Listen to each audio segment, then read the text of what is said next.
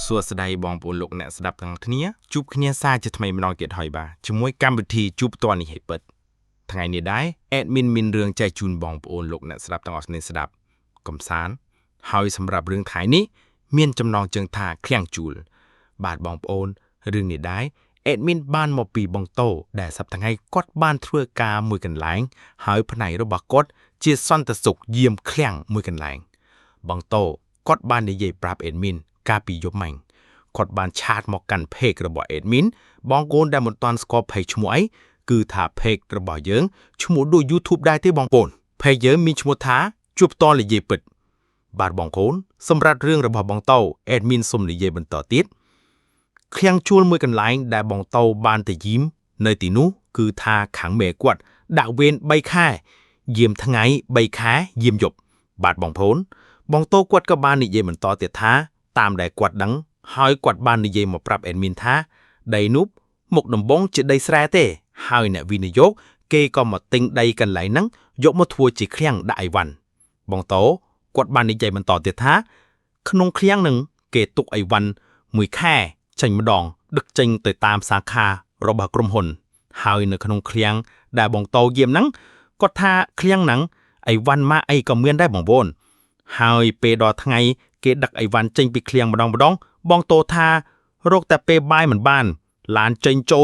លមើលតែឡានដឹកហ្នឹងក៏ចង់ស្រវាងភ្នែកដែរបងតូក៏បាននិយាយបន្តទៀតថាថ្ងៃដំបូងតែគាត់ចូលធ្វើការរហូតដល់ខែទី2ដែលគាត់ចូលធ្វើការបាន2ខែគឺថាធ្វើការធម្មតា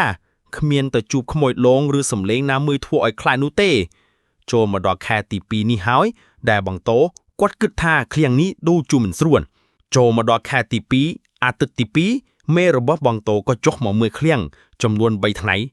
ពេលព្រឹកឡើងបងតូទៅដល់ក្រុមហ៊ុនមេបងតូបាននិយាយជាមួយអ្នកបកប្រែហើយអ្នកបកប្រែក៏បានមកនិយាយលេងជាមួយបងតូនិយាយបានយូរបន្តិចគាត់ក៏ប្រាប់ថាពេលថ្ងៃល្ងាចបន្តិចមេគាត់ចង់ទិញផ្លែឈើនិងស្រាឃ្លាំងយកមកសែនឃ្លាំងបងតូឮដូចនោះគាត់ក៏មិនគិតអីច្រើនដែរដល់ថ្ងៃទី3មេគាត់ចេញទៅទាំងព្រឹកតែម្ដងបងតូគាត់ថាគាត់ជិះម៉ូតូចូលដល់របងឃ្លាំងភ្លាមឡានមេគាត់រៀបចេញហើយបងតូក៏ឈប់ម៉ូតូហើយចុះជូនដំណើរមេមុននឹងមេរបស់បងតូឡើងឡានគាត់បានឲ្យលុយកូនចៅទាំងអស់ម្នាក់ 40,000 ហើយមកដល់បងតូគាត់ឲ្យលុយរួចហើយបាននិយាយមកកាន់បងតូថាឃ្លាំងនេះមានខ្មៅគាត់និយាយរួចហើយក៏ឡើងឡានទៅបាត់ទៅចូលមកដល់អាទិត្យទី4ចិត្តដល់ថ្ងៃបើកលុយហើយមេបងតូគាត់ក៏មកឃ្លាំងម្ដងទៀត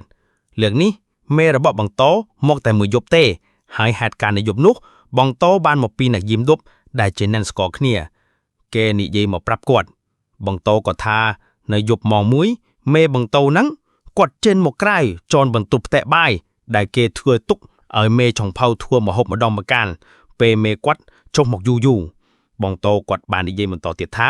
ពេលដែលចូលដល់ក្នុងផ្ទះបាយនោះហើយមេគាត់ក៏ស្រែកឲ្យរត់ចេញពីផ្ទះបាយនោះហើយគាត់ក៏ចូលទៅក្នុងបន្ទប់ប្រហែល5នាទីអីហ្នឹងបងប្អូនរួតក៏ចេញមកវិញបើកឡានទៅទាំងម៉ោង1យប់ហើយគាត់បានប្រាប់អ្នកយាមយប់នោះថាមានខ្មោចបាទបងប្អូនទាំងយើងទាំងគេឃើញខ្មោចហើយមិនដែលថាឃើញសាច់កាប់ទេទៅគាត់ជាមេគេផងគាត់មិនឲ្យខ្មាស់កូនចៅទេបងតូគាត់ភ្លេចប្រាប់មេរបស់បងតូនឹងគាត់ជាជនជាតិចិនហើយគាត់ចេះនិយាយខ្មែរមកស្ដាប់គ្នាយល់ដែរហើយគាត់មកឃ្លាំងពេលខ្លះមកតែមួយក្រុមក៏មានដែរតែលើកនេះគាត់មកតែមួយអ្នកឯងហើយមកពីរលើកមកដេកនៅឃ្លាំងឃើញខ្មោចតាំងពីលើកតែម្ដងបងតូគាត់ថាពេលដែលមកជប់ជាលើកទី2ហ្នឹងគាត់អត់មកឃ្លាំងឡើង2ខែដល់ខែដែលបងតូយាមយប់ម្ដងហើយបងតូគាត់ក៏ជាមនុស្សម្នាក់ដែលមិនឆេះឆ្លាកនៅវិញ្ញាណខ្មោចទេហើយគាត់ក៏មិនដែលបានឃើញខ្មោចសំបីម្ដងដែរបងតូគាត់ថាយាមយប់បានមួយអាទិត្យហើយដល់អាទិត្យទី2មេបងតូក៏មកដេកមើលឃ្លាំងម្ដងទៀតដល់យប់នោះមេបងតូឲ្យអ្នកយាមទាំង3នាក់រួមទាំងគាត់ផងដែរឲ្យមកអង្គុយផឹកជាមួយគាត់ដែលដាក់ទុកហូបនៅមុខឃ្លាំងហូបបានប្រហែលមួយយប់មេគាត់ក៏និយាយថាចំមនុស្សម្នាក់ក៏លឺហើយនាំគ្នាទៅមើលពេលបាញ់ភ្លើងពីលមើលជុំវិញអីវ៉ាន់ចឹងដល់ក្រៅឃ្លាំងទៅមើលកាមេរ៉ាទៀតក៏មិនឃើញមាននរណាដែររួចហើយក៏នាំគ្នាមកផឹកបន្តមកទៀតគ្នាគាត់អ្នកយាមយប់ម្នាក់បានសួរទៅកាន់មេគាត់ថាពេលឃើញមនុស្សពាក់អាវពួកអីដែរភ្លាមនោះ មេបង្តោគាត់បាននិយាយថាមនុស្សនឹងពាក់អាវពណ៌សឬដូចនោះហើយទាំងបង្តោទាំងគ្នាគាត់អ្នកយាមពីរអ្នកទៀតគាត់ថាចុំមេតិចខ្មោចបាននិយាយដូចនោះហើយមេគាត់ថាឡៅផឹកឲ្យដេកមកខ្លាចខ្មោចមកលងអីវ៉ាន់គេមកយកអត់បានទេយើងបិទទ្វារឃ្លាំងមីងពេលនោះដែរក៏នាំគ្នាផឹកបន្តបង្តោគាត់ក៏ទៅបន្ទប់ទឹកដើម្បីទៅបត់ជើងតោកពេលនោះដែរបង្តោគាត់ទៅបត់ជើងតោកគាត់ថាពេលកំពុងតែបត់ជើងតុយនោះមានគេមកតាក់ទ្វារផាំងបង្តោគាត់លឺដូចនោះគាត់និយាយតបទៅវិញថាចាំតិចបងគាត់ក៏ចេញទៅរួចហើយពេលបើកទ្វារមកដាន់បង្តោគាត់ថាអត់មានមនុស្សផងដើរទៅដល់កន្លែងហូបជុកគាត់ឃើញគ្នារបស់គាត់ដែលយាមយប់នៅទីនោះទាំងពីរនាក់កំពុងតែជុលជាមួយមេគាត់ធម្មតាតែបង្តោគាត់ក៏ធ្វើធម្មតាមិនស៊ូអីទាំងអស់ហើយក៏ហូបបន្តព្រោះខ្លាចមេគាត់និងអ្នកផ្សេងលែងហ៊ានសប្បាយបន្តទៀតចូលមកដល់ព្រឹកឡៅបង្តោក៏ទៅយកម៉ូតូចេញទៅផ្ទះពេលចេញទៅផ្ទះរួចហើយគាត់ក៏ចូលហូបបាយព្រឹកនៅក្បែរឃ្លាំងដែលគាត់យាមពេលកំពុងហូបបាយព្រឹកធានាគាត់ក៏ចូលតាមព្រោះឃើញម៉ូតូបង្តោគាត់នៅទីនោះពេលចូលមកហូបបាយព្រឹកជុំគ្នាពួកគាត់ក៏បាននិយាយមកកាន់ម៉ូតូថាអ្នកគ្នាសួរមកយកមាញ់ពេលចូលទៅបន្ទប់ទឹកមានអ្នកណាមកតាក់ទ្វារឬក៏អត់ពេលចូលហ្នឹងមេឃើញមនុស្សពាក់អាវពណ៌អីដែរភ្លាមនោះមេបង្តោក៏បាននិយាយថាមនុស្សហ្នឹងពាក់អាវពណ៌សឬដូចនោះហើយទាំងបង្តោទាំងគ្នាគាត់អ្នកយាមពីរនាក់ទៀតក៏ថាជុំមេតិចខ្មោចបាននិយាយដូចនោះហើយមេក៏ថាឡៅផឹកឲ្យដេកមកខ្លាចខ្មោចមកលងអីវ៉ាន់គេមកយកអត់បានទេយើងបិទទ្វារឃ្លាំងមិញពេលនោះដែរក៏នាំគ្នាផឹកបន្តបង្តោគាត់ក៏ទៅបន្ទប់ដើម្បីទៅបត់ជើងតូចពេលនោះដែរបង្តោគាត់ទៅបត់ជើងតូចគាត់ថាពេលកំពុងតែបត់ជើងតូចនោះមានគេមកតាក់ទ្វារផាំងបង្តោគាត់លឺដូចនោះគាត់និយាយតបទៅវិញថាចាំតិចបងគាត់ក៏ចេញទៅរួចហើយពេលបោកទ្វារមកដើមបង្តោគាត់ថាអត់មានមនុស្សផងដើរទៅដល់កន្លែងហូបជុកគាត់ឃើញគ្នារបស់គាត់ដែលយាមយប់នៅទីនោះទាំងពីរនាក់កំពុងតែជួលជាមួយមេគាត់ធម្មតាតែបង្តោគាត់ក៏ធ្វើធម្មតាមិនស៊ូអីទាំងអស់ហើយក៏ហូបបន្តព្រោះខ្លាចមេគាត់និងអ្នកផ្សេងលែងហ៊ានសប្បាយបន្តទៀតចូលមកដល់ព្រឹកឡើងបង្តោគាត់ទៅយកម៉ូតូចេញទៅផ្ទះពេលចេញទៅផ្ទះរួចហើយគាត់ក៏ចូលហូបបាយព្រឹកនៅក្បែរឃ្លាំងដែលគាត់យាមពេលកំពុងហូបបាយព្រឹកគ្នាគាត់ក៏ចូលតាមព្រោះឃើញម៉ូតូបង្តោនៅទីនោះពេលចូលមកហូបបាយព្រឹកជុំគ្នាពួកគាត់ក៏បាននិយាយមកកាន់បង្តោថាអ្នកគ្នាសួរមកយប់មិញពេលចូលទៅបន្ទប់ទឹកមានអ្នកណាមកតាក់ទ្វារឬក៏អត់ពេលចូលហ្នឹងមេឃើញមនុស្សពាក់អាវពណ៌អីដែរឬដូចនោះហើយទាំងបង្តោទាំងគ្នាគាត់អ្នកយាមពីរអ្នកទៀតក៏ថាចុំមេតិចខ្មោចបាននិយាយដូចនោះហើយមេគាត់ថាឡូវផឹកឲ្យដេកមកខ្លាចខ្មោចមកលងអីវ៉ាន់គេមកយកអត់បានទេយើងបិទទ្វារឃ្លាំងមិញពេលនោះដែរក៏នាំគ្នាផឹកបន្តបង្តោគាត់ក៏ទៅបន្ទប់ទឹកដើម្បីទៅបត់ជើងតូចពេលនោះដែរបង្តោគាត់ទៅបត់ជើងតូចគាត់ថាពេលកំពុងតែបត់ជើងតូចនោះមានគេមកតាក់ទ្វារផាំងបង្តោគាត់លឺដូចនោះហើយគាត់និយាយតបទៅវិញថាចាំតិចបងគាត់ក៏ចេញទៅរួចហើយពេលបើកទ្វារមកដល់បង្តោគាត់ថាអត់មានមនុស្សផងដើរតែដល់កន្លែងហូបជុកគាត់ឃើញគ្នារបស់គាត់ដែលយាមយប់នៅទីនោះទាំងពីរនាក់កំពុងតែជុលជាមួយម៉ែគាត់ធម្មតាតែបង្តោគាត់ក៏ធ្វើធម្មតាមិនស៊ូអីទាំងអស់ហើយក៏ហូបបន្តព្រោះខ្លាចមេគាត់និងអ្នកផ្សេងលែងហ៊ានសប្បាយបន្តទៀតចូលមកដល់ព្រឹកឡើងបង្តោគាត់ទៅយកម៉ូតូចេញទៅផ្ទះពេលចេញទៅផ្ទះរួចហើយគាត់ក៏ចូលហូបបាយព្រឹកនៅក្បែរឃ្លាំងដែលគាត់យាម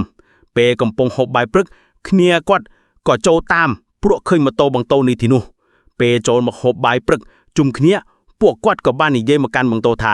អ្នកគ្នាសួរមកយុទ្ធមីងពេលចូលទៅបន្ទប់ទឹកមានអ្នកណាមកទះទ្វារឬក៏អត់ពេលចូលនឹងមេឃើញមនុស្សពាក់អាវពណ៌អីដែរភ្លាមនោះមេបង្តោគាត់បាននិយាយថាមនុស្សនឹងពាក់អាវពណ៌សឬដូចនោះហើយទាំងបង្តោទាំងគ្នាគាត់អ្នកយាមពីរនាក់ទៀតក៏ថាចុំមេតិចខ្មោចបាននិយាយដូចនោះហើយមេគាត់ថាលើផឹកឲ្យដេកមកខ្លាចខ្មោចមកលងអីវ៉ាន់គេមកយកអត់បានទេយើងបិទទ្វារឃ្លាំងមិញពេលនោះដែរក៏នាំគ្នាផឹកបន្តបង្តោគាត់ក៏បាននិយាយមកកាន់អេដមីនថាគ្នាគាត់ទាំង3នាក់ហ្នឹងគឺជួបបែបហ្នឹងដូចគ្នាទាំង3នាក់ហើយការឆ្លៃមកវិញគឺច្បាស់ណាស់វាជាវិញ្ញាណមកធាក់ទ្វារបន្ទប់ទឹកហ្នឹងបាទបងប្អូនបង្តោគាត់បាននិយាយមកកាន់អេដមីនបន្តទៀតថាពេលដែលដឹងថាឃ្លាំងជួលដាក់អីវ៉ាន់ហ្នឹងមានវិញ្ញាណខ្មោចហើយគាត់ក៏ទៅវត្តឲ្យលោកស្រូវទឹកមុននឹងពាក់អំបោះក្រហមផងដែរព្រោះគាត់ក៏ជួបគ្នាគាត់ក៏ជួបមេគាត់ក៏ជួបអញ្ចឹងមានតែរោគរបក់ទុកការពារជប់ខ្លួនហើយទើបល្អខ្លាចវាមកលងកាន់តែខ្លាំង យើងអាចឈឺធ្វើការរកលុយមិនបាន បងតូក៏បាននិយាយបន្តទៀតថារំលងបាន3ថ្ងៃបងតូគាត់ក៏ជួបវិញ្ញាណខ្មោចមកលងម្ដងទៀតដែលពេលនោះបងតូក៏ថាម៉ោង11កន្លះគាត់កំពុងតែដេកសុកស្រាប់តែមឿនគេមកគេបងតូក៏ភ្ញាក់ហើយងើបមកលេឡាគាត់ស្មានតែគ្នាគាត់មកដាស់បងតូងើបមកគាត់ថាអត់មាននរណាផងនៅកន្លែងគាត់យាមនឹងគឺថាធម្មតាអត់មានទេគាត់ក៏វាយឲ្យគោមទៅគ្នាគាត់សួរថាមិនហើយដេកអស់នៅពេលនោះគ្នារបស់គាត់ក៏តបមកវិញម្ដងគឺថាគេនឹងមិនតន់ដេកនោះទេបងតូគាត់ក៏ដឹងហើយវាអាចនឹងវិញ្ញាណខ្មោចមកលងគាត់ហើយបងតូគាត់ក៏រៀងភ័យដែរទោះជាមនុស្សម្នាក់មិនខ្លាចខ្មោចគាត់ក៏ដេកគាត់ថាដេកសិនហើយដេកលក់ឲ្យដឹងខ្លួនចឹងមិនសូវខ្លាចតែមានណាបងប្អូនគាត់ថាដេកគ្រាន់តែរុកលោកដឹងខ្លួនភ្លាមតែម្ដងបងប្អូនមាននឹងអត់ថាកាត់អីគឺគ្នារបស់គាត់ស្រែកតែម្ដងគឺរត់មករកគ្នាទាំង3នាក់ហើយសួរថាកាត់អី